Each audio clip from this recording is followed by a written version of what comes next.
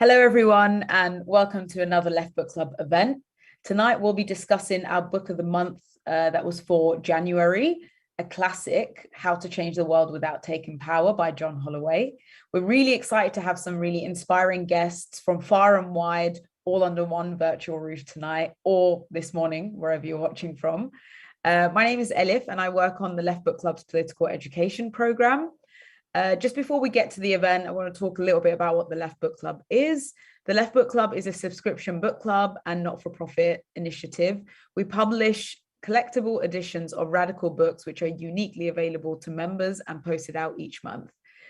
We seek to foster a spirit of collective learning and political education. We aim to create spaces and avenues where people can learn from each other and discuss radical ideas that inform actions and practical steps, with the goal of supporting the struggles fighting for us all.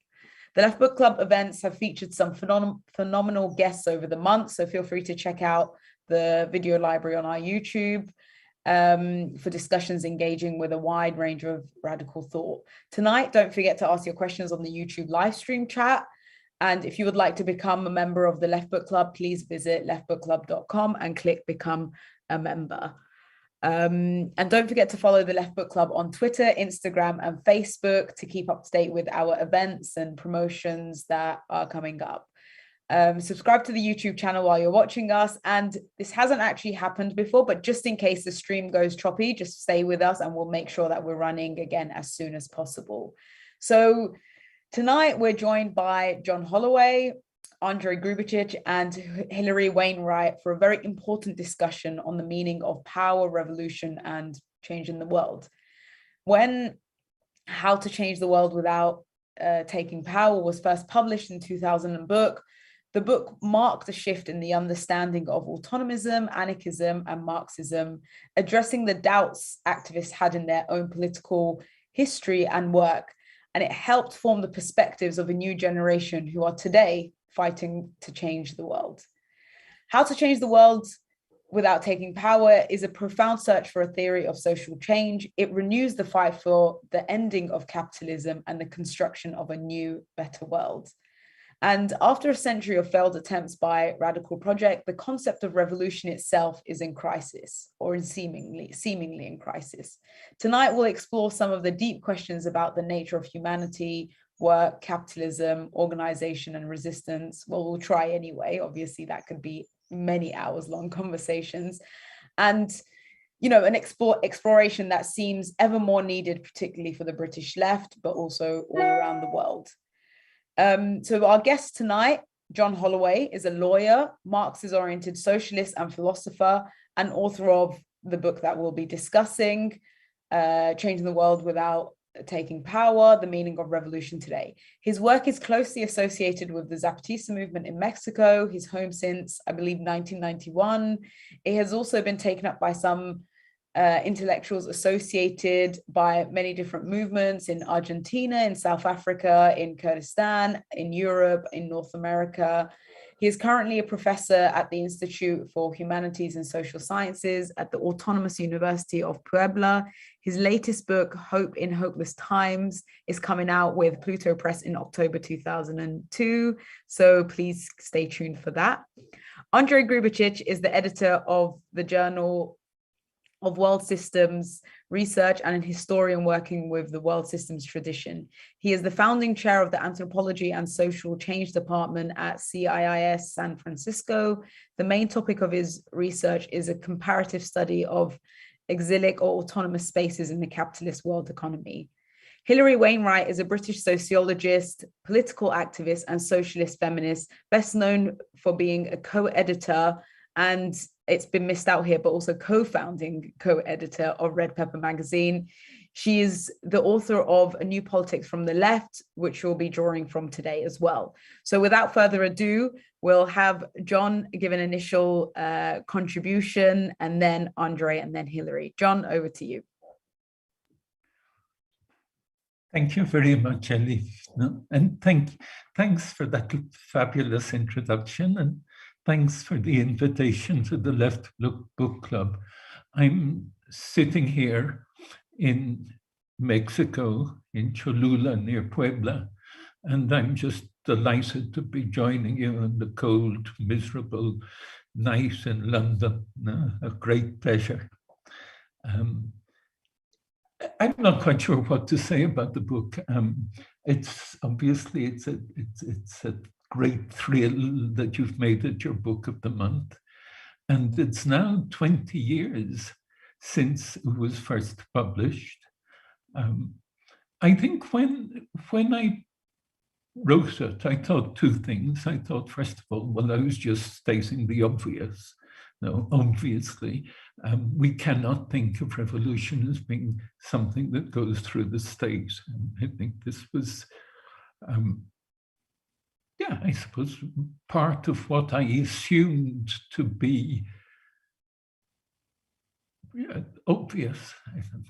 And the second thing I thought was that nobody would understand the book at all, that perhaps a few friends of mine would, but nothing else, nobody else. And then I suppose, so the reaction took me by surprise completely. And the reaction was just fabulous. It was a kind of great storm of debate, and the storm of debate in lots of countries. It's now been translated, I think, into 13 languages, the latest being Arabic, where it just came out about a month ago. And this has been, and there were lots and lots of meetings to discuss it, some big meetings. I mean, the most exciting one was in Buenos Aires. This was in 2002, just when there was all the kind of the whole uprising around 2001, 2002. And a friend of mine booked a theater for the presentation of the book, a theater in the Faculty of Medicine that holds 1,400 people. Absolutely terrifying. And the theater was packed, and there were people sitting on the steps, and it was just so exciting. But then also lots and lots of discussions with small groups. I think that was, and in universities and beyond universities, I think especially with groups of activists, that was perhaps the most, where I learned most, I think, in the discussions. But there were really kind of three sorts of reactions to the book. I mean, the first reaction, perhaps the most common, was, well, that's rubbish. Now, of course, we need to take state power. What nonsense. The second reaction was really, I suppose, the reaction from a lot of traditional Marxists, but who were thinking and who were kind of saying, well, no, we do have to go through the state, but we really need to discuss the whole question of revolution and what we mean and what we can achieve through the state and all that. And that seemed to me a terrific reaction and really, really very interesting. And the third reaction was to say, well, yes, I mean, that's what I've always thought, but how on earth do we do it? How on earth do we change the world without taking power? Now, if we don't go through the state, then what do we do? Which, I suppose, for me, is the most challenging reaction. That led on, I was really, in response to that, I wrote Crack Capitalism, which came out, 8 years later. It was published in 2010, where the argument is, well, what we have to do, we have to really think in terms of creating spaces that in some way break with the logic of capital, that crack the texture of capitalist social relations. And not only do we have to do it, but we are in fact doing it all the time. I mean, there's something that we are doing, in fact, in this moment. I mean, we're creating a space that is free of the logic of money. And that is the way we see our struggles to move forward and to create a different society. And then Yeah, and of course, lots of discussion there as well.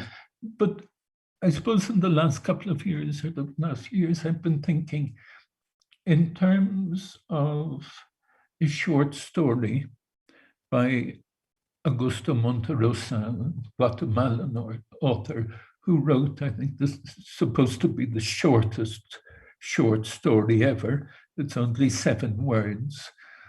And the 7 words are, when she woke up, the dinosaur was still there. And I think that's where we are. I mean, that we can discuss, or we do discuss and discuss how, but capital is still there, capitalism is still there. You know, how on earth can we break it? And now it's clear that the logic of capital is taking us closer and closer to human extinction. In these circumstances, how on earth can we break that logic? And that has led to the third, a book that I'm thinking of as the third in the trilogy, called Hope and Hopeless Times, which Elif mentioned just now, and which should come out in October or in September, October, being published by Pluto. And which, of course, will give all the answers to all the problems. But no. Yeah, I think I'll leave it there. I probably spoke too much, I'm not sure, but anyway, enough.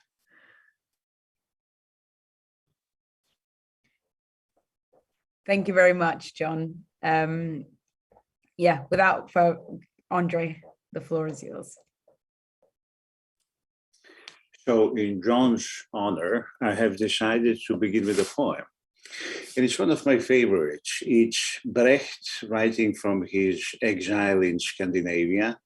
It goes by different titles. It has been clumsily translated from German. To the posterity, I think, is the way it has been translated into English. At least this is the version that I have here. And I'm going to read the second part of it, when Brecht says, I come to the cities in a time of disorder when hunger ruled. I come among men in a time of uprising, and I revolted with them. So the time passed away which on earth was given me. I ate my food between massacres. The shadow of murder lay upon my sleep. And when I laughed with indifference. I looked upon nature with impatience. So the time passed away which on earth was given me. Speech betrayed me to the slaughter. There was little I could do, but without me, the rulers would have been more secure. That was my hope. For we went, changing our country more often than our shoes, in the class war, despairing when there was only injustice and no resistance. For we knew only too well, even the hatred of squalor makes the brow grow stern. Even anger against injustice makes the voice grow harsh. Alas, we who wish to lay the foundations of kindness could not ourselves be kind. But you, when at last comes to pass that man can help his fellow man, do not judge us too harshly. I always found this poem to be extremely moving. I grew up in a family of communist revolutionaries. So every grandmother, every grandfather, and even before that were communist revolutionaries of the Bolshevik kind. So I could not really judge them too harshly. I loved them too much. However, I was very much moved by many of the exhortations and many of the wise conversations I had with them. And some of those conversations made me think that the path that they have chosen to come to this place that they called communism, and that I still call communism, has been wrong. In a certain sense, what John is saying about dinosaurs, I woke up and there was a dinosaur. I woke up in a socialist Yugoslavia, and the dinosaur of a particular kind of left, of bureaucratic socialist left, state-focused left, state-defined left, was still there. So my way to try to find a different way, a different path to communism really went through a different tradition within socialism called anarchism. And I was focused primarily, since again the very tender age of 13, on what could be an anarchist alternative, or alternative found in anarchist thinking, which I explored together with my late friend David Graeber, whom I would like to use this opportunity to remember with all of you, because I know that we were all friends with David. So that exploration took me to what I believe is the main idea, the central idea of anarchism, which is self-management. It's a grossly misunderstood idea. Self-management never meant only economic organization of society. Self-management was a concept of complete reorganization of a society that went against the idea that became dominant, I would believe, and I would say after, and only after the Russian Revolution, or the right-wing Marxist putsch of Lenin and others, in which the idea that we need to take the power of the state first and then to transform the world, this two-step strategy, was adopted. So, and this is what we were told in the schools in socialist Yugoslavia. First, we take the power of the state, then we invent new socialist humanity. That was something that I had to repeat since the age of 6, which was fun to an extent. But again, you come to the problem of revolutionary strategy, of revolutionary history, of revolutionary thinking, which I think blocked and clogged the way that we think about revolution ever since. So anarchist idea of self-management, conception that goes back to at least Proudhon, who is usually considered to be the father of self-management, had at least 3 relations, which I would like to point out. The first one is obviously the economic relation, the idea of property based on the concept of usufruct. Proudhon was the first revolutionary, modern revolutionary, who actually spoke about usufruct, concept that is becoming popular today, and John, of course, because of his legal expertise and past, is, I'm sure, aware of the concept. Proudhon thought mistakenly that actually concept goes back to the Roman law, but it actually goes, it's much, much more modern. It was in Napoleonic civic code, so it was coming from, I believe, even 1722, maybe. I'm not entirely sure about the origin, but it actually referred to a particular common possession tradition that is based on jus utendi, on common ownership, or actually common possession, that is very different as a property relation from private property relation. The second is the political relation that kind of underpins the notion of self-management, and that is the idea of imperative mandate, of plurality of powers, of direct democracy. And the final one is the idea of temporality, or multiple temporalities that coexist, the idea that actually refuses and rejects very firmly the liberal conception of political time, that puts a sort of puts this Hegelian idea of the state at the developmentalist arrow and makes it a history of the entire humanity. This is the time when Geschichte, German term that originally meant many histories, became singular, and the history was transformed into European history. So that is the dominant logic of modernity, of capitalist modernity, as Kurdish philosopher Abahlali calls it, that was, in that sense, rejected by those anarchists following Proudhon. First of them, of course, was the Paris Commune and the Communards in 1871, who were arguing for usufruct, for plurality of powers, and for different understanding of time, in which non-capitalist political forms and non-statist political forms and non-capitalist economic forms were not seen as the past. They were not seen as something that is archaic, something that is primitive, but something that still exists, something that we need to tap into in order to be able to resurrect and recreate the revolutionary project. And in that sense, stemming from that particular interpretation of what history and what our thinking about history should be like, I think there is a beautiful opening that many people have tried and attempted between anarchist tradition and between Marxist tradition, that I like to refer to as libertarian socialism or libertarian communism. I'm a big fan of Daniel Guérin, a French anarcho-syndicalist or libertarian Marxist, libertarian socialist, who tried to bring these ideas together and to create, together with many of us who followed in his footsteps, the idea that John captured so well in his book, which, as our friend Anna Dinerstein likes to say, unblocked critical theory. And in a certain sense, I grew up as a young socialist reading Marxism that came from open Marxism and from the particular tradition of Marxism that John writes from. Because we were reading Rozdolsky, we were reading the old New German reading of Marx, and all of these ideas that were translated by John and by many others, Werner Bonnefeld, Richard Gann, and many others, translated into English. And that was the only way for us to actually see that there is a conversation, again, back in socialist Yugoslavia, that actually is very much in tune with what we were thinking. And that especially refers to the idea of late Marx and to the idea and to his correspondence with Vera Zasulich, the famous Russian populist, and with his discovery of Chernyshevsky, who for us back in Yugoslavia was extremely important because of his conversation with the Serbian socialist Svetozar Markovic and his influence on the Serbian socialism and later on Balkan socialism. So all of this is to say that when I read the book in 2000, I was one of those three people, I think, or three groups that John named. I was in those that said, yes, finally.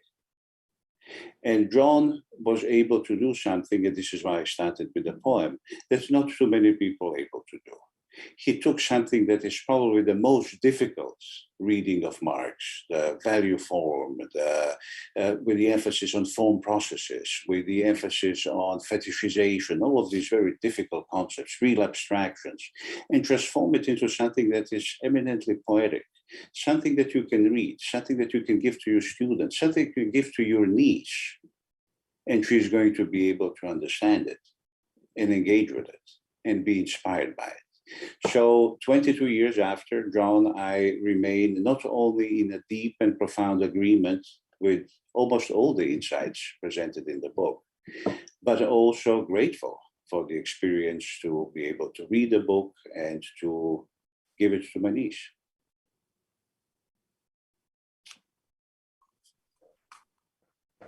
Thank you very much, Andrej. Yeah, Hilary, over to you.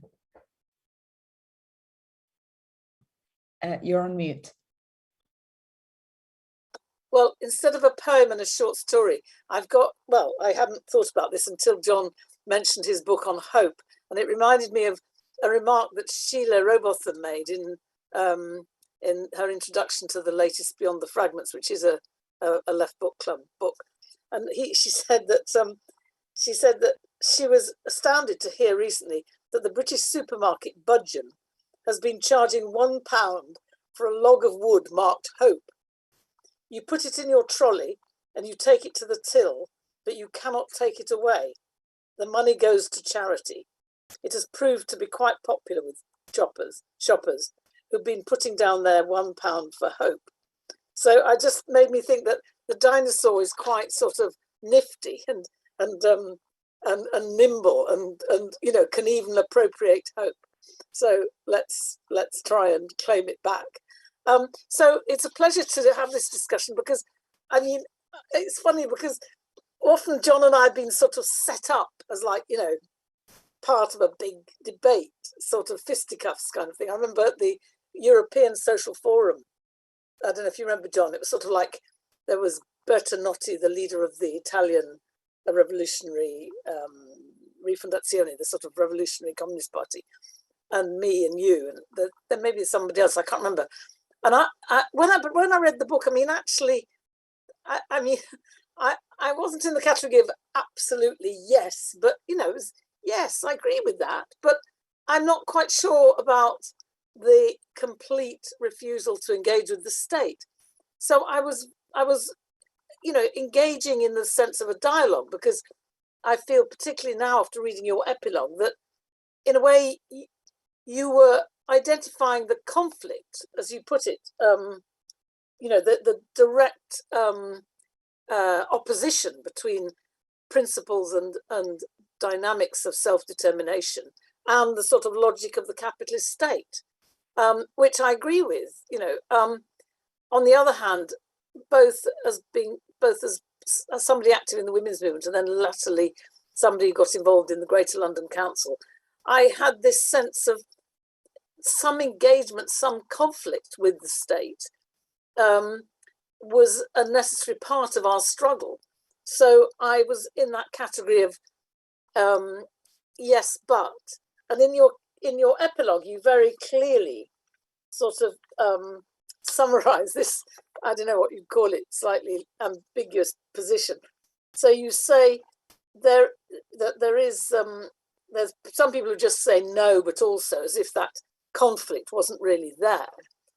And then there are others, which I'd put myself in the category of, who say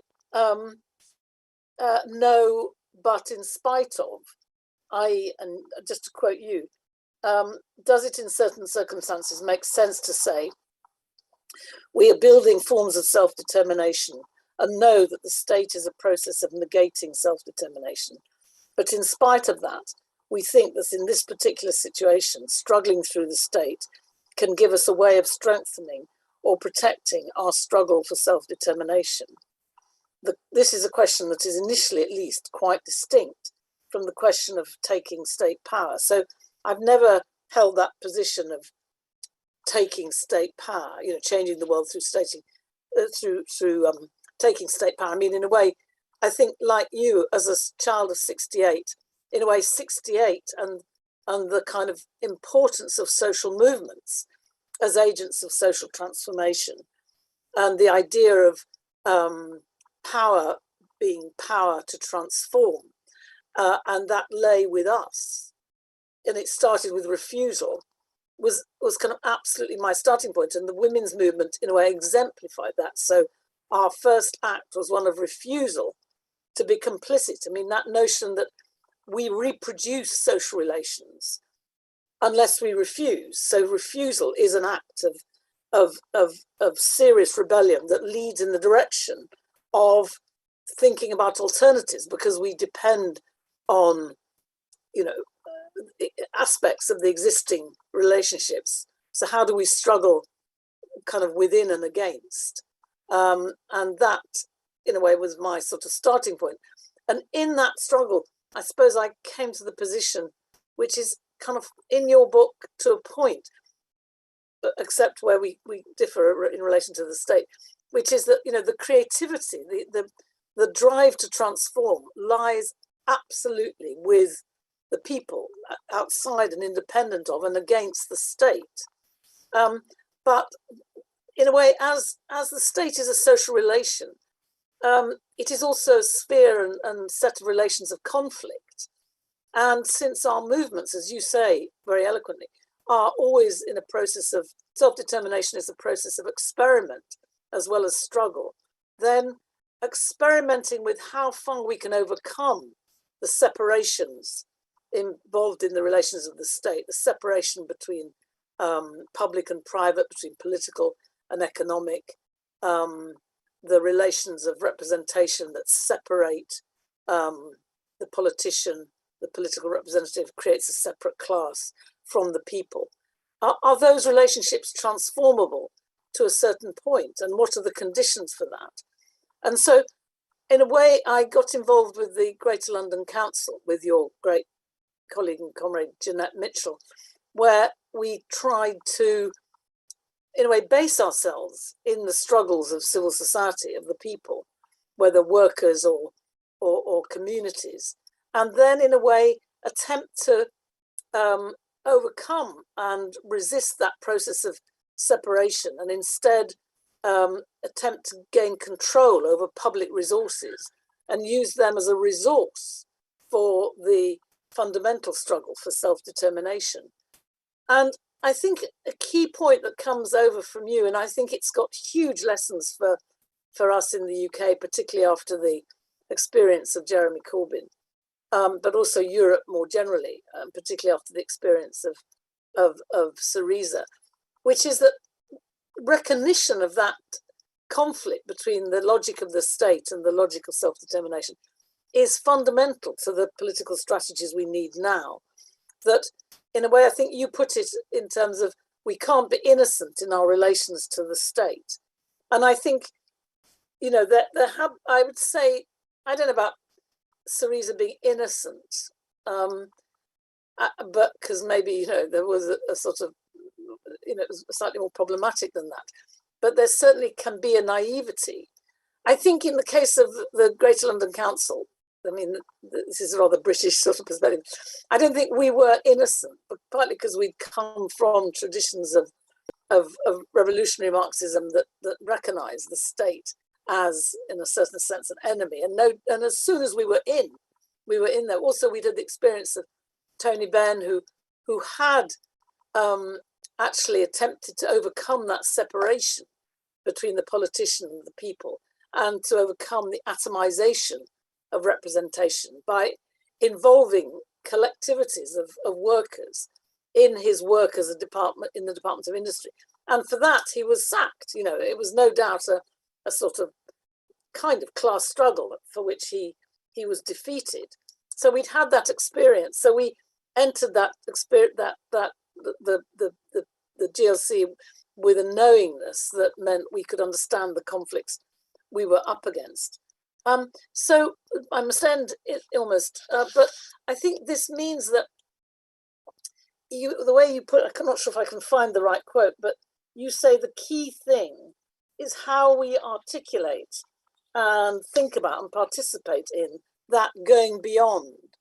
And I think that leads me to think the priority now, and this is a certain conclusion from the Corbyn project, because in a way you could see that the Corbyn project was this tension writ large between the logic of electoral politics on the one hand, and on the other hand, the imperatives and requirements of self-emancipation and self-determination.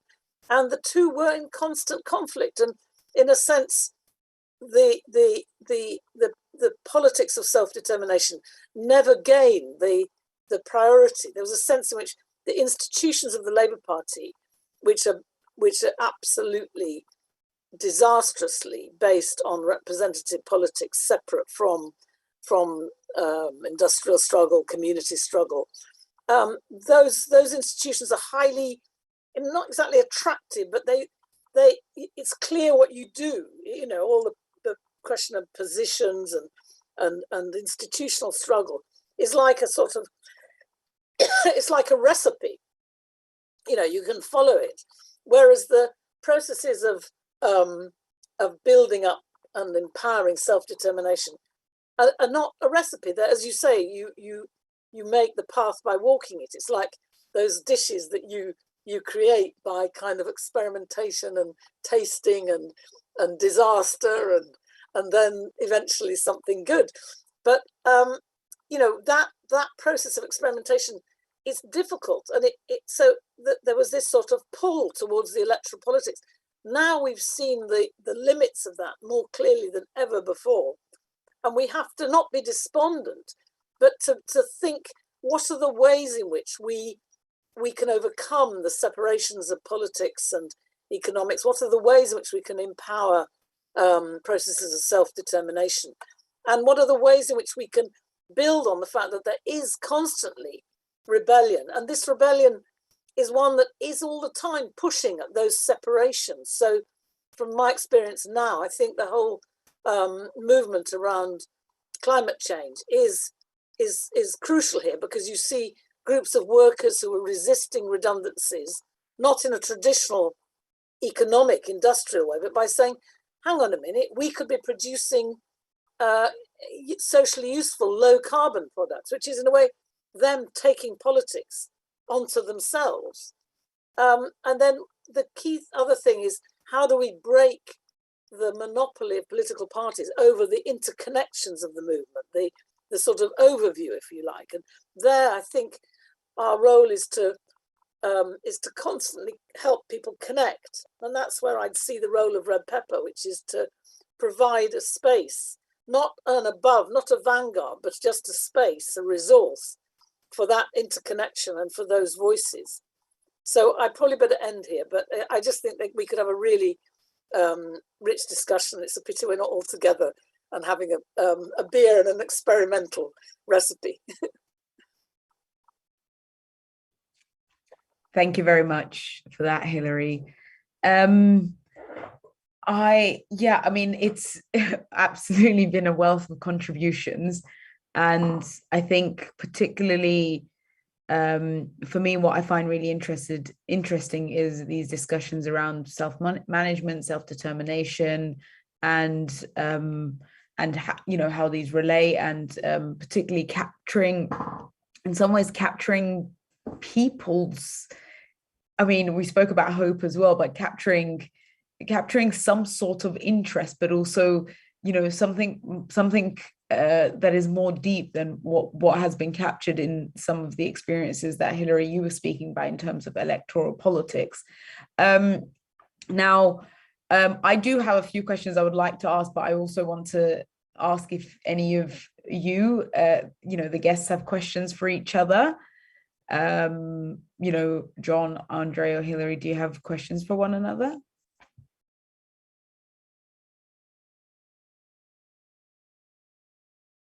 John? You're on mute. No, I don't. I mean, there's a whole discussion with Hilary that, I very much want to come back to, and great enthusiasm as well for both Hilary and Andrej and what they said. I think I'd rather come back to that later on. I don't have specific questions. Sure, thank you. I mean, if there aren't any questions for each other right now, what I do want to ask about is, particularly since the book was written or published rather in 2002, in the last 20 years, a lot has shifted globally. There's been really important and crucial developments in the arena of revolution, so to speak. We've seen the Roger Revolution. We've seen also other social movements, really take a foot, across the US as well, and parts of Europe too, and particularly the climate movement, Black Lives Matter, and other internationalist solidarity movements as well. But one of the things that for people who are interested or in the business of struggles for self-determination, one of the most determining characteristics of the last 20 years has been the so-called global war on terror. And I would like to ask all of you actually how you think this relates to the question of revolution, of changing the world. How, essentially there's, some movements describe the so-called global war on terror as essentially a war against self-determination. I would like to ask all of you how you see that, and therefore how you feel like in some ways the character of the state shifted as well with the war on terror somewhat becoming like an ideological pillar of it. So I would like to ask all of you how you see these relations. Maybe let's start with you, Andrej. Sure. So in terms of let me go and say, first of all, go back to the dinosaur. And I mentioned already Daniel Gehan, and one of my favorite quotes that he has was about sectarianism. And he said that he is always the thing that he fears the most is sectarianism. He hates that kind of compartmentalization, he said, I'm paraphrasing. And he can't understand people who agree so much about so many things, staring, as it were, at each other from the sides of a abyss, always ready to disagree. And I completely share that. And I think that that kind of sectarianism, and this is what I was referring to with Brecht, that there is a certain dinosaur that we need to push away. And the dinosaur of the old left, if you want to use that term, of bureaucratic socialism, that insisted on the logic of sacrifice. Again, something that I'm very familiar with because it lives still in my family. The logic of sacrifice, the impatience with love, not being able, as Brecht says, to observe nature. All of these things are what Hilary was talking about, referring to when she was talking about climate change.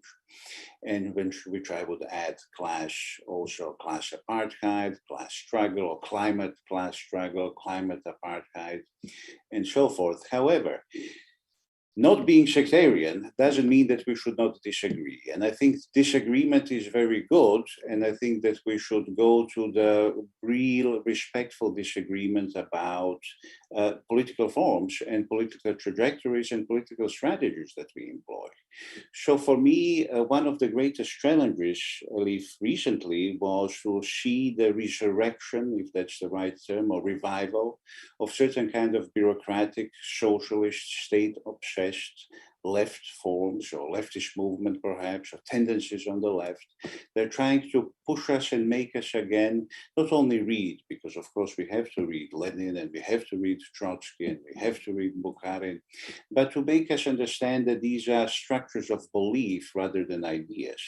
And people who are trying to translate this into sort of a political doxa, that they are trying to impose onto Latin American countries, European countries, of course, countries from the Balkans, Kurdistan, many different places.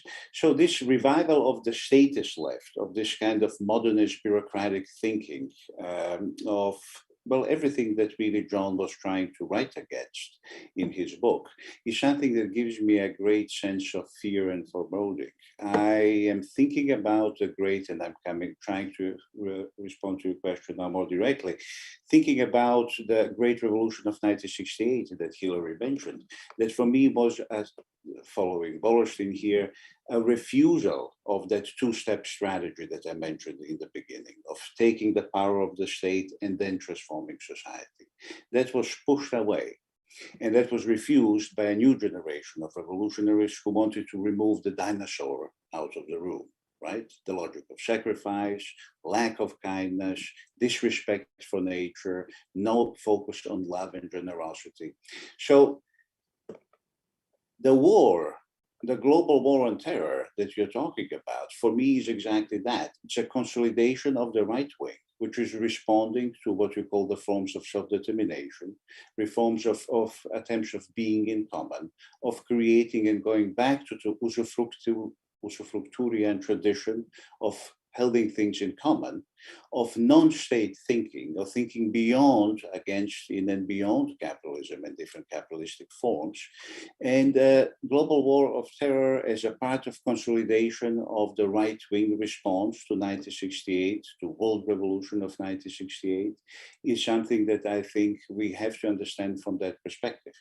But again, within the context of a serious conversation that needs to happen on the left, of whatever we think about the left is, which is the conversation about, should we continue pursuing these 3-5 fetishized bourgeois forms, such as the state, itself a form of capital relation, or should we create and tap into alternative trajectories contained within democratic modernity and try to create, recreate, reinvent a new kind of political response that would be, I think, far better.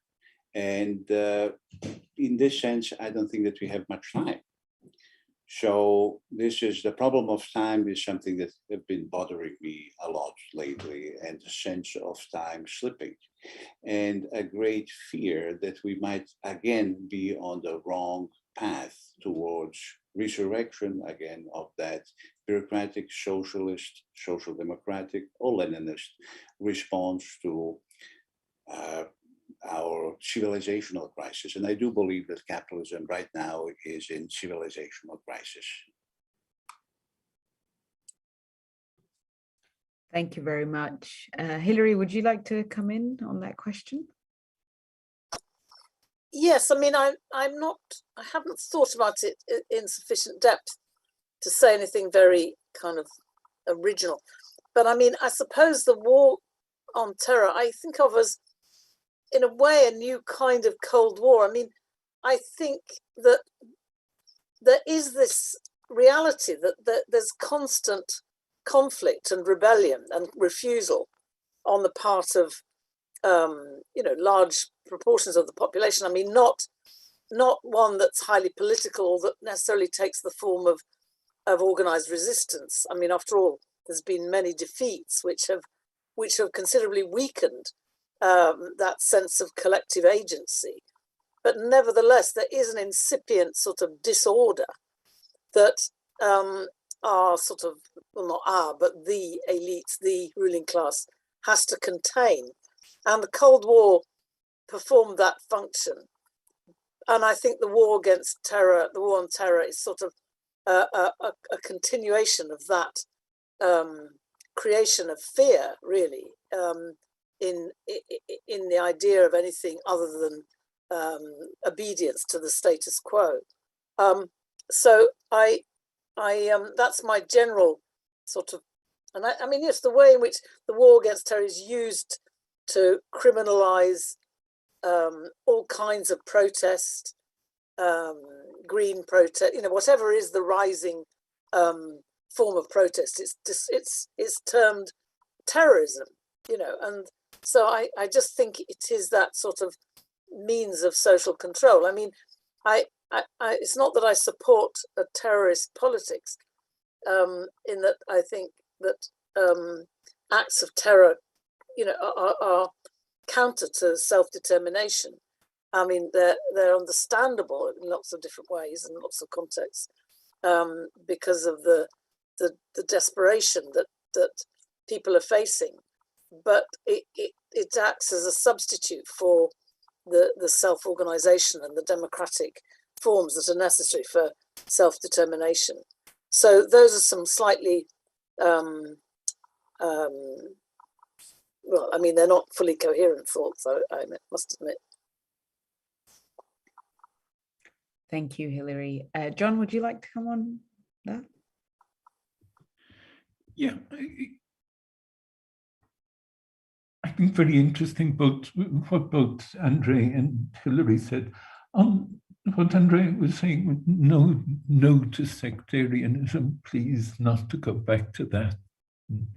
No, but certainly disagreement is important, and debate is important. And the debate with respect is really, I think, what we want to promote, or what I hope we are doing in this meeting. No, of course we have disagreements, but I think that this whole idea of disagreement without sectarianism also points us to a particular form of social organization, social and political organization, which is the assembly and the rejection of the party. No? Because the thinking of a party as a form of organization means that you are involved in developing a correct line or a program and combating others who don't fit into that. Whereas if you think in terms of an assembly, then you're saying, well, we're going to get together with the people we work with, are the people who live close to us, are the people of the same interests of us. And we know we'll have disagreements, but the important thing is to talk through these disagreements and try and reach some sort of mutual recognition. So that's why I think I'm very much against the party as a form of organization. The assembly, I think, is really a process of experimentation, but we have to push more and more towards that, you know, as is happening, of course, with the Zapatistas, in Kurdistan, and in many, many other political movements. On what the question of the state and what Hilary was saying, I absolutely agree to some extent. I mean, I think there cannot be a question of purity. Now, for us to say, no, we will have nothing to do with the state is actually very difficult. Now, the Zapatistas can and do say it, but they can say it because they cultivate their own lands. Now, if we live in the city, then it becomes extremely difficult to say we will have nothing to do with the state. I work in a state university. No, I depend on that sense. My income comes through the state, my means of surviving. But having said that, I think this has to do with something that Hilary mentioned as well, the book In and Against the State, which was written by the London Edinburgh Weekend Return Group, of which I was a part, and which has just been republished after 42 years, about a month or two ago. That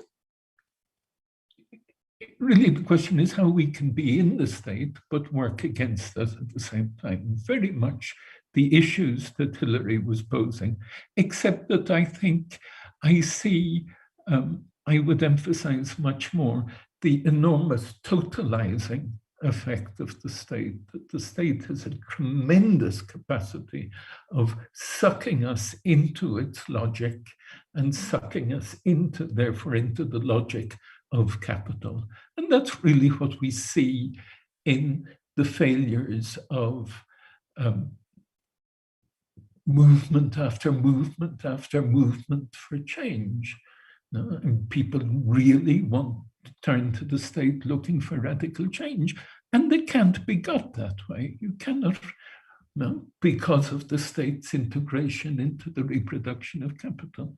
And so we have all these failures and disillusions since the book was published. I mean, we have Chavez, we have Evo, we have Lula, we have Corbyn, we have Sanders, we have Tsipras and Syriza in Greece, etc. No?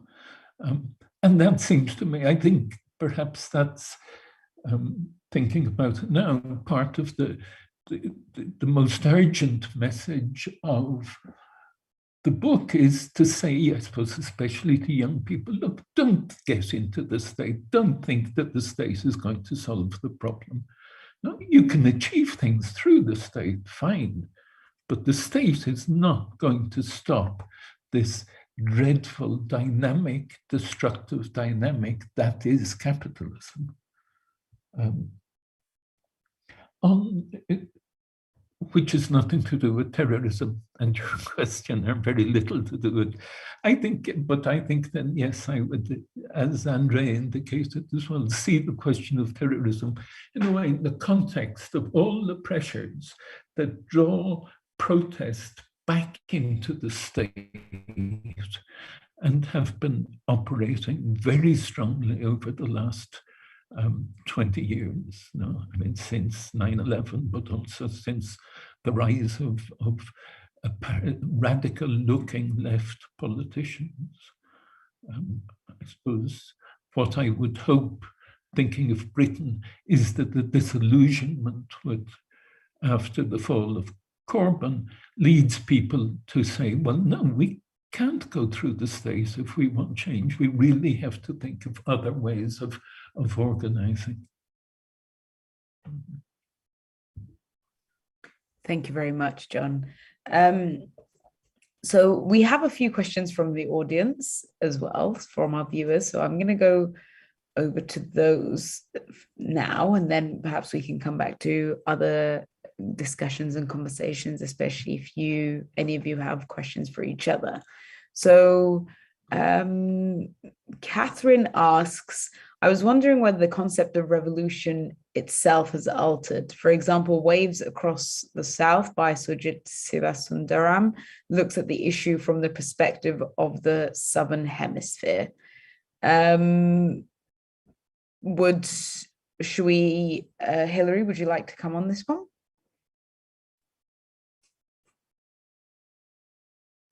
Whether the concept of revolution has changed.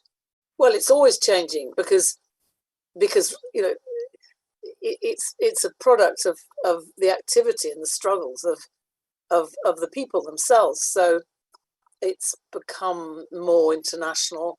So there's more. You know, obviously it originally had a kind of European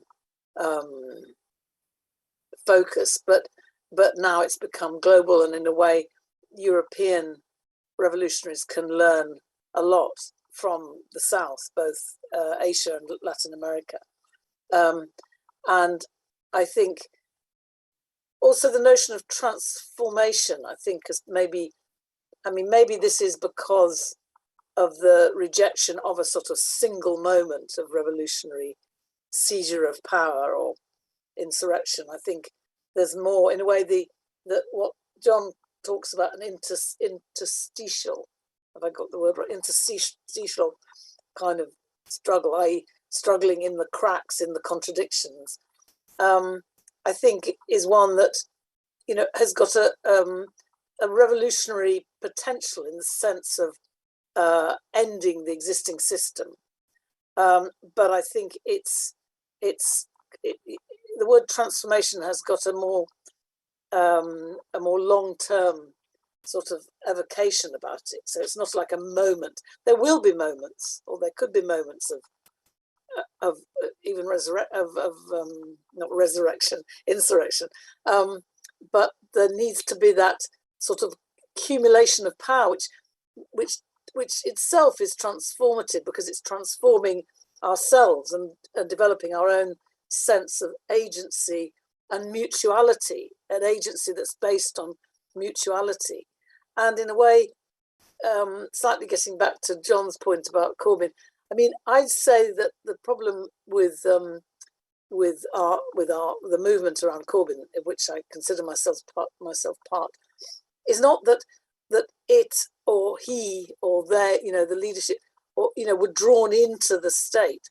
It was almost the contrary. They were in direct and constant clash with the state, but were defeated because there hadn't been that sufficient emphasis on actually developing that transformative capacity. So it's true there'd been a tendency to get drawn into electoral politics, which I suppose is in a certain sense part of the state, but the state was hostile, as we saw, but yet we hadn't developed that transformative and revolutionary capacity sufficiently to engage with the nature of the state.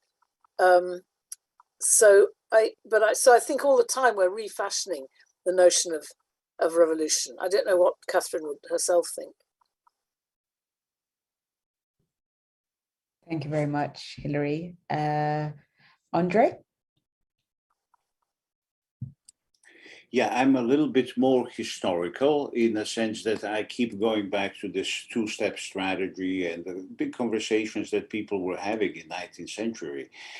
Between at least 1870 and 1917, maybe 1936, the idea of revolution was very different than what has become after. The kind of bureaucratic, sclerotic idea of German social democracy was not considered revolutionary. Marxism had different iterations. There was the right wing of Marxism, including the Lenin and the Bolsheviks, left wing, including council communists, and people organizing around what John calls the assembly, the principle of the assembly. So it's hard for me to follow this in a sense as something that is completely new.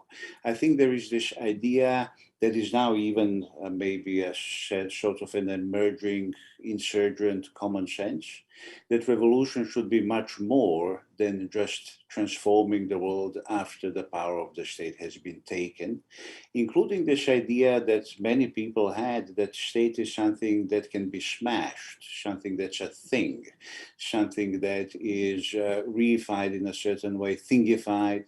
State is a social relation, as Hilary pointed out, and state can be replaced by the logic of the assembly that John mentioned. And I think this kind of collective self-determination, beginning from what, following Kropotkin, I call the exilic spaces, our friend Anna Dinnerstein, following Bloch, calls concrete utopias, John uses the term crack.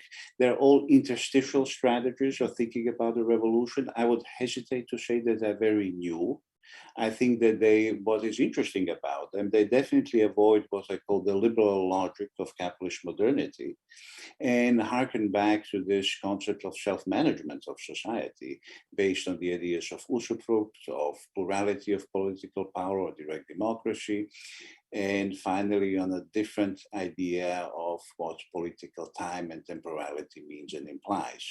So I think revolution, yes, it's always reinvented to some extent, but I also think that we should be careful not to overemphasize novelty, because we might end up in the same linear going back and forth logic where we could repeat the mistakes of the dinosaur that I was referring to in the past. All of a sudden, Trotsky has all the relationships, all the answers for what is happening in Bolivia. And I think that is a very wrong way to think about what is happening, for example, in, well, Bolivia. Thank you, Andrej. John, would you like to come in on that? Yeah, I suppose I think, yes, of course, the concept of revolution is changing, must change, because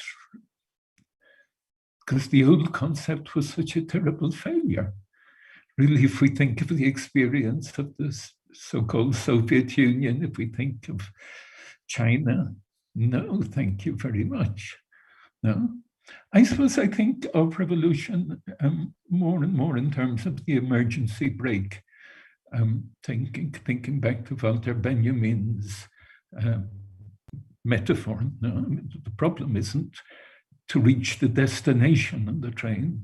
The problem is, how on earth do we pull the emergency brake and stop the train that we are all on, taking us over the cliff to extinction? I mean, we're really at that point now. How do we stop the dynamic of capitalist destruction? And there's so many movements, which were already mentioned, that are pushing in that direction. I suppose my worry about those is that sometimes I see them as sometimes they appear as fragmented movements without a clear idea of really what we need to do is to abolish money, and therefore that means we have to get rid, we abolish capital and we have to get rid of money as a form of relating. No, if we don't overcome money as a way of relating to one another, then there's probably not very much that is going to stop the train that is taking us into climate warming, into destruction of the environment, into more and more human misery.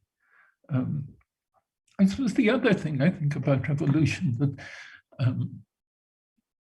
is I think that the context is changing, because I think the reproduction of capital really over the last 70, certainly since the Second World War, has been based on a sort of social contract.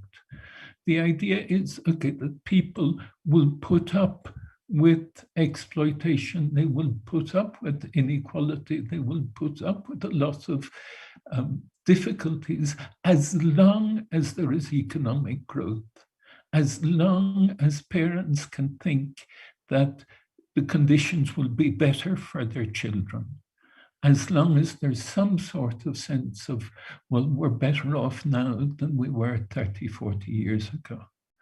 And I suspect that now, coming out of the present crisis, that is really coming to an end.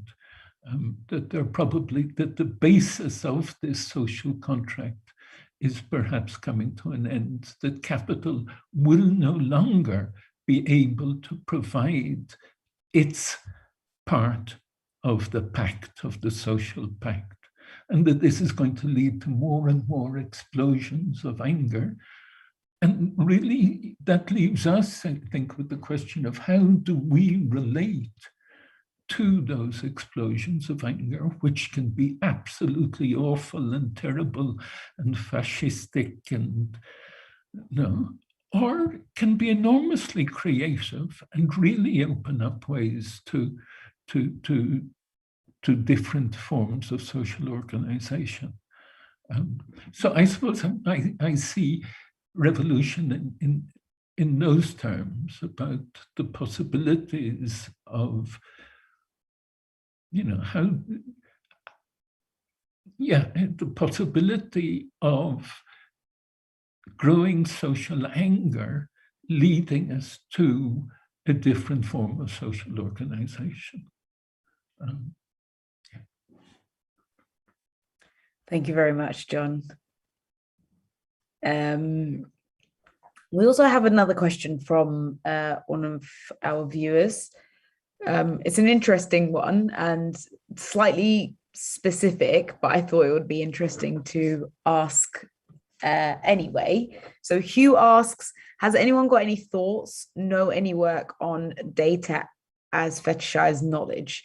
Fracturing the social flow of doing seems like such a good way to look at platforms and big tech, etc.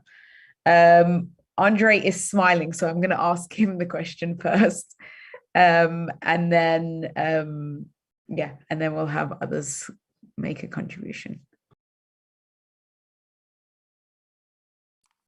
Andrej is smiling because she's completely helpless to answer this question with any kind of meaningful, I think, anything meaningful that would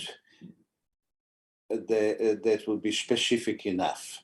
So I'm going to pass it to John, who was also smiling. Thank you. John?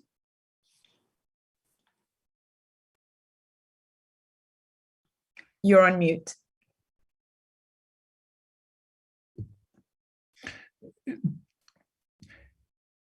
Yeah. I suppose part of the argument that is already there in Change the World, but much more explicit in the new book, Hope in Hopeless Times, is that really we have to adopt what Raoul van Eyck calls a poetry of overflowing. In other words, in the way we think, in the way we act, in the way we organize, there has to be a kind of a basis of moving against and beyond, of overflowing, of an anti-identitarian movement. I mean, I think it's absolutely crucial for us to think of the struggle against capital as being an anti-identitarian struggle. Now, what data do is really to impose a kind of fixity on social doing, to impose a fixity on the movement, the interaction of human relations, which are in constant flow. So in that sense, yes, I have a lot of sympathy for the question. No clear answer, but an awful lot of sympathy for the question. Thank you. Hilary, would you like to come in on that? I know I know that there isn't, I suppose, a simple answer. No, I mean, I haven't a simple answer at all.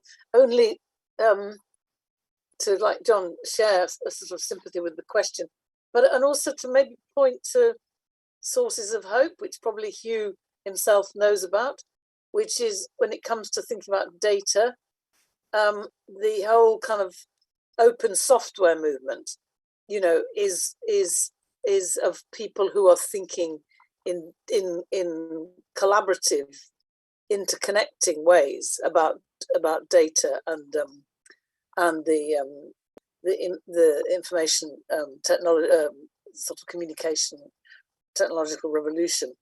And I think that's an interesting kind of movement, because in a way it coincided with the sort of anti-globalization movement and the kind of revival of the notions of horizontality and anti-hierarchy that had been a feature of the movements that followed '68, particularly the women's movement, but also aspects of the student movement. And so we, even at the very heart of capitalism, there is a sort of both a refusal of the hierarchical sort of features of and commodifying and appropriating, privatizing features of the dominant technical institutions, technological institutions, and the attempt to create something different. I mean, often it's also been appropriated by companies, techie companies, who see the benefits of free and open software. So it's a complex and ambiguous phenomenon, as is everything in capitalism, given the sort of mobility and the ability of capitalism to appropriate. But I think, you know, that sort of idea of going beyond the fracturing consequences of ICT and data, I think there is a sort of agency and movement that is an antidote to that. Thank you very much, Hilary. I think that was really, really important. Now, as we start to wrap up the discussion, I do want to come back to a couple of points that were mentioned. You know, everyone touched in some way from some angle, particularly the notion or the point of hope. And obviously we've been talking about revolution and how to change the world and so on. And particularly these two, I suppose, notions. And again, as Hilary mentioned, this log of Hopewood, it's perhaps one of the most appropriated notions that has, in a way, taken by storm in the last, probably a few decades, but particularly in the last 10 years, especially with the rise of all this so-called self-help and self-help industry. And so I want to kind of, as we come to a close, I really want to make a case for hope, but make a case for revolutionary hope, or hope and revolution. And I don't actually have a question in this in this sense, but I would like kind of like some last remarks within this arena, and particularly because, you know, we spoke about Jeremy Corbyn, especially in the British context, but also the equivalences in other parts of Europe and the world. And Hilary, you mentioned something about, and it kind of in some ways reminds me of hope, and, you know, Andrej and John, you both remarked on this in some ways as well, is this space for experimentation. And I also really feel, and it really resonates with me, this kind of feeling of no time, but also the importance of experimentation as well, and how these relates to each other. But also crucially, you know, I know quite well the examples of the Kurdish movement, particularly, that especially the method of doing this is very, very important. So, like I said, this is not necessarily a question per se, but, you know, something that I would like you all in closing remarks to kind of reflect on. And yeah, Hilary, maybe let's go with you first. So I think one of the important things about experimentation nowadays, I mean, this is just from my own observation around the movement around climate change, is that it's not experimentation apart from action. So sometimes the notion of experimentation creates that idea of somebody working in a laboratory and then something is produced and then tested, and it doesn't actually engage with action and power. So I think what we're seeing more is experimentation in action. So people, maybe out of necessity, I mean, just an example, a group of shop stewards in Rolls-Royce are faced with the threat of job cuts. So it's a necessity for them that they resist, but they're resisting not just by saying we want to produce more airplanes, but we want to actually produce something that is moving towards a low carbon form of production. And so they're thinking about alternatives. And they're not alone. I mean, ages ago, I worked with the shop stewards at Lucas Aerospace, which was a classic case of alternative forms of production, socially useful production driven by need rather than the market. And now, I mean, a bit like the interest in and against the state and in John's book, there's lots of people just wanting to think in that sort of experimental way about alternatives that are just necessary without people knowing exactly where they're going to go. I mean, Extinction Rebellion, in a way, is another example of where people are taking action, are refusing to be complicit in the existing train towards extinction, and are testing out different ideas, assemblies, direct action of different kinds. And so I think as long as experimentation is also about building up new kinds of collective power, so it's experimenting with self-organization, and then by trial and error improving that self-organization, improving the connections so that people are not isolated, then I think experimentation can be a source of power, but it should be thought of as a source of power rather than a sort of just an interesting idea. Thank you very much, Hilary. Andrej? Yeah, hope is a tricky concept. I'm an incurable optimist. And when I think about hope, I'm always hopeful. And way of thinking about hope that was always useful to me was through Ernst Bloch, who used to say that hope is by definition disappointable. Otherwise, it wouldn't be hope. So hope is something that we create. Hope is something that inspires our struggles. But we are also, as Bloch said, we are all located in our own blind spots, right? There is only so much that we could see. So hope for me is a concrete praxis. It's actually doing things, recognizing that they have this explosive, subversive potential, a surplus of sorts, as he called it, that we have to translate into this non-capitalist, non-statist political and economic forms. This, to me, is the main and most important challenge for revolutionary thinking. How can we actually create, articulate, experiment with these assembly-like forms that are going to be non-capitalist as much as that is possible, and non-statist, again, as much as that is possible? How are we going to invent them?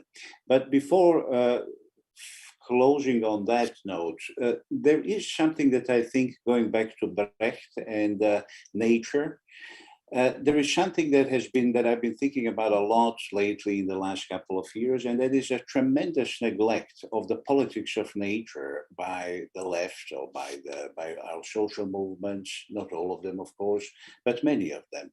And I started thinking more and more about capitalism as a sort of a world ecology of power, profit, and life. And I think that sort of behooves us to think and rethink even what work means. How do we actually think about capitalism and its limits? Is capitalism, and I believe it is, reaching its terminal point, what I referred before as a civilizational crisis? Well, if it does, and I think that there are very certain evidence that it might be, then we actually have a whole lot of questions that we need to ask. And we need to start thinking about capitalism again, not only as an economic system, as some of us perhaps did, some of us try to resist the temptation, but now more than any time before, world ecologically. And what does it mean to actually experiment along these lines described by Hilary and John in a moment when state is losing all the legitimacy, anti-populist sentiment, good and bad, is rising everywhere. Right wing is capturing it in its own particular pathological way. We have to find a way to resist this. We have to find hope to resist this. And we also have to understand, I think, that we are living in a very important time. Emmanuel Wallerstein used the term kairos to speak about this transformational time space, where many things are open to what John would probably call demediation, to a situation in which situation that we live in is open to human activity, self-activity, collective creative self-activity more than ever before. So this is where I find many people would find pessimism. There I actually do find hope. And I think that in that sense, yeah, I remain an optimist. Thank you, Andrej. John? Yeah, a lovely question. Hope is everything for me in a sense, with all the dangers, with all, the log of wood being sold for £1, all of that. Andrej mentioned Ernst Bloch and his wonderful 3-volume philosophy of hope. For me, that's my starting point. I mean, that was my starting point. That's where I kind of began to think about the possibility of change, began to think about Marx, began to think about everything. And Andrej said, yes, one of the things that he says is that hope is disappointable. So yes, it's a process of experimentation, creating alternatives that may or may not work out, creating cracks that may only last a few seconds, that may last for years, and so on. But another thing that Bloch says as well, right at the start of his book, is that hope is in love with success.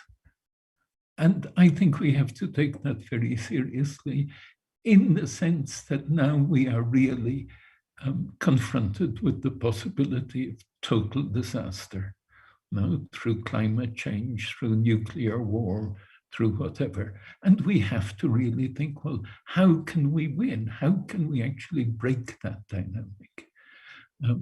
And I think, for me, a precondition for that, or an essential condition rather, is that we have to break the power of money. In other words, we have to break the power of profit, to break a society in which it is the pursuit of profit that really shapes what is done in the society.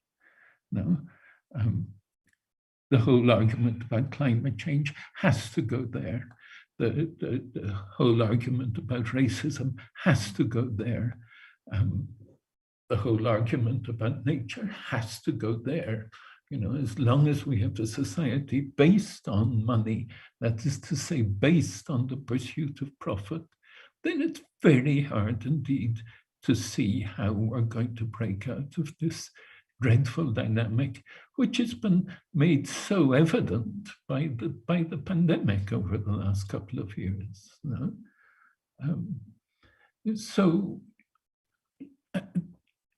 To say we have to break the power of money, it seems ridiculous.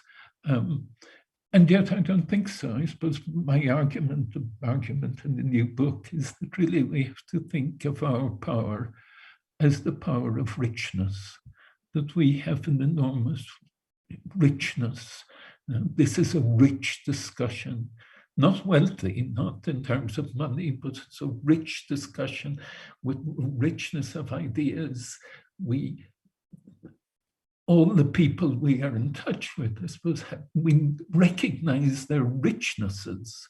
We want to create a society in which richnesses come into their own, in which they're really unleashed. And at the moment, of course, our richnesses are subject to money. They're subject to money, but they fight against money all the time. I mean, that's what we do. That's what we who are here in this meeting do. We try and find a way of emancipating our richnesses from money. And my reading of capitalism at the moment is that this push of richness, this enormous drive of richness, has now pushed money into an unsustainable or only very difficultly sustainable expansion of debt. No? In other words, we perhaps have far more power to change things than we actually recognize very often. I suppose, yeah, if we think of hope in terms of success, in terms of winning, in terms of getting there, getting to the sort of society in which we want our children and our grandchildren to live, then we have to think, yeah, in terms of the real power that we have. We often feel completely powerless, completely victimized, completely ground under. But if that were the case, then hope would be nonsense. And I think it's not like that we're actually have this enormous power of human richness on which capital depends totally.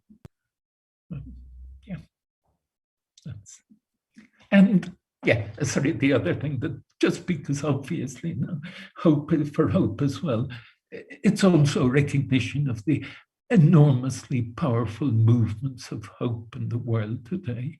And that we have to talk about hope without talking about the Zapatistas and their constant process of recreation and experimentation, and without talking about the Kurdish movement, and without talking about so many other movements would be nonsense, would be wrong. Thank you very much, John. I mean, I love the quote, hope is in love with success. I just wanted to reiterate that. And also the idea, and I suppose necessity of emancipating our richnesses from money. Thank you very much for, bringing this to a close with those words. I mean, we are coming to an end. One of the things before we end, I did want to kind of acknowledge and recognize is there has been some comments and questions on the YouTube live stream about COVID and the coronavirus pandemic. And actually, we didn't really talk about that and its relation to, well, changing the world. So I did want to just acknowledge that actually we didn't get to touch on that, but I'm sure we all recognize that it is a very crucial thing to discuss and explore, particularly its impacts and especially its social impacts. I mean, it's been such an amazing discussion, and there's been so many kind of inspirational points that we could have gone off into for so long. And I can only say to anyone who has been watching this, please go and look more into the work of John, Hilary, and Andrej. I think you will find it all very crucial, important, timely, and inspirational. And just as a reminder, John Holloway's book with Pluto Press, Hope in Hopeless Times, will be coming out in October 2020.